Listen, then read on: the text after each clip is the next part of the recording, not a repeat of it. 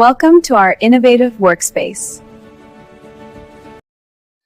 Hi friends, ഇന്നത്തെ ക്ലാസ്സിൽ നമുക്ക് ഓഫീസിൽ സംസാരിക്കാൻ പറ്റിയ കുറച്ച് ഇംഗ്ലീഷ് സെന്റൻസ് പഠിക്കാം. Before we begin, if you are watching my channel for the first time, please do like and subscribe. അപ്പോൾ ഓഫീസിൽ യൂസ്ഫുൾ ആയിട്ടുള്ള കുറച്ച് ഇംഗ്ലീഷ് സെന്റൻസ് നോക്കാം. ഇതൊന്ന് ചെക്ക് ചെയ്യൂ. Please check this. Please check this. നമുക്ക് മീറ്റിംഗ് ആരംഭിക്കാം. Let's start the meeting. Let's start the meeting. എനിക്ക് കുറച്ച് സമയം വേണം. I need some time. എനിക്ക് കുറച്ച് സമയം വേണം. Okay, I need some time. നമുക്ക് പിന്നീട് അത് ഡിസ്കസ് ചെയ്യാം. We will discuss later. നമുക്കത് പിന്നീട് ഡിസ്കസ് ചെയ്യാം. ആ മെയിൽ ഒന്ന് അയക്കൂ. Please send the mail.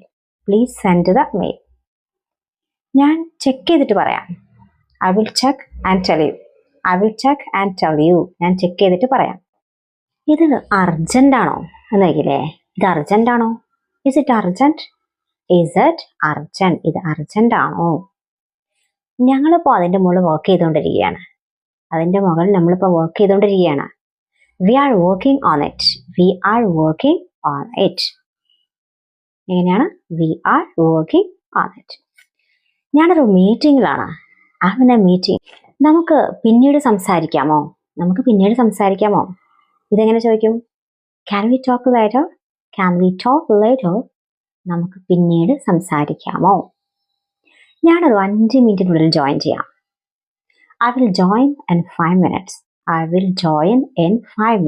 ഞാൻ 5 മിനിറ്റിനുള്ളിൽ ജോയിൻ ചെയ്യാം. അപ്പൊ എന്താ പറയാ? I will join in 5 minutes.